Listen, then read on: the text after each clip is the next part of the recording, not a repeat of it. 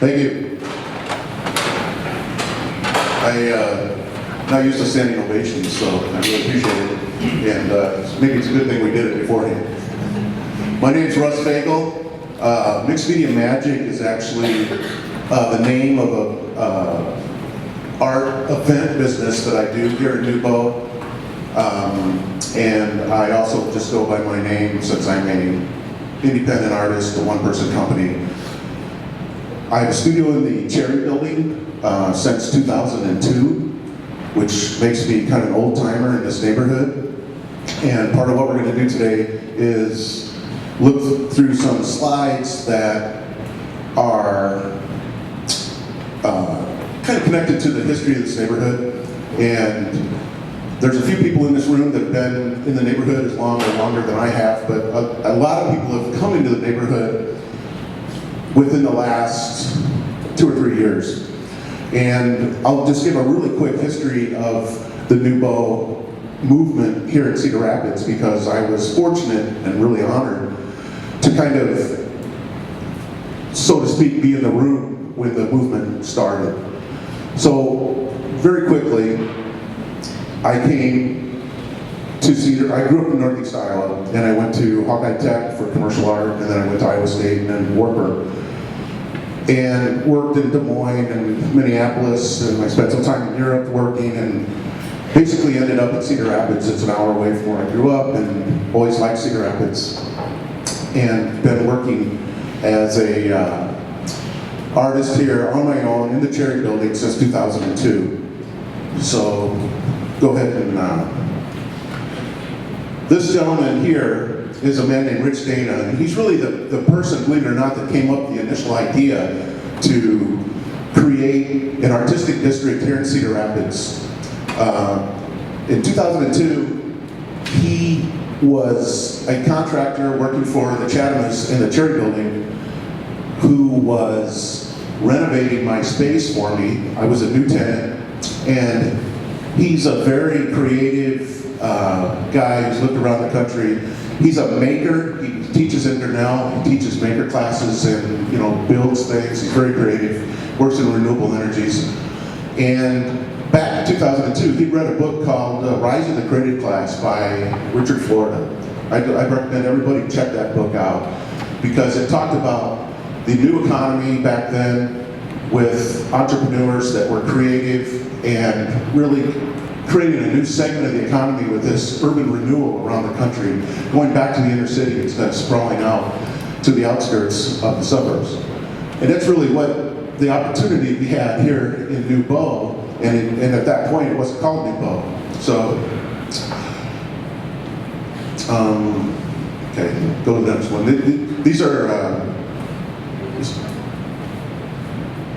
These are some posters that I've done, and Rich was kind of the inspiration for some of these posters that I created that sort of look like this communist propaganda thing. And some people know me for that look. Rich kind of looked to me like Vladimir Lenin. So when we were trying to get the word out about New Bow, and here's one of the pictures that I used Rich's image on. We were trying to get the word out about New Bow that we wanted to make a creative district here in Cedar Rapids. And I just like the tongue-in-cheek idea of kind of doing this propaganda, grassroots, power to the people kind of look. And I've done this look now since 2002, posters, and Rich is kind of featured in there as kind of a secret hero of the movement. And we decided to form a group of artists and other people in the community in 2003. We came up with the word, or the name New Bohemia, started 501(c), and kind of had this little arts district, even though the neighborhood really wasn't anything like it is now. And you can go ahead and forward. Hold there. And the market yet didn't exist. And in 2008, of course, everybody knows the flood happened. And the amount of resources that came into the neighborhood with the flood really created an opportunity for the neighborhood to blossom like it is now. And I'm going to show some sketches I did before the market came into existence. There was obviously a grassroots group here in the neighborhood, and these are some of the very early sketches that I had done on that group, on that sort of steering committee.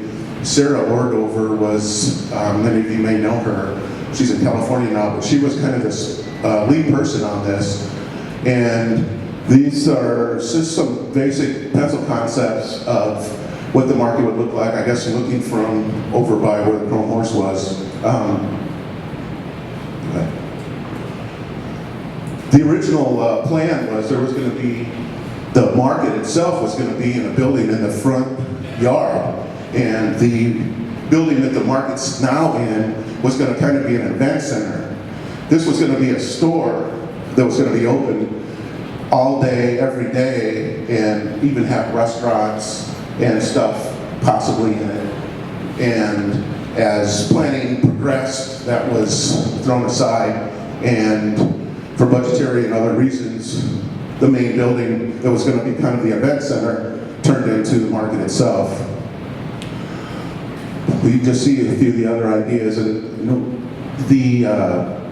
some of these finished drawings that I did were used kind of on KCRG and in the Gazette and meetings around the city to garner support, get buy-in.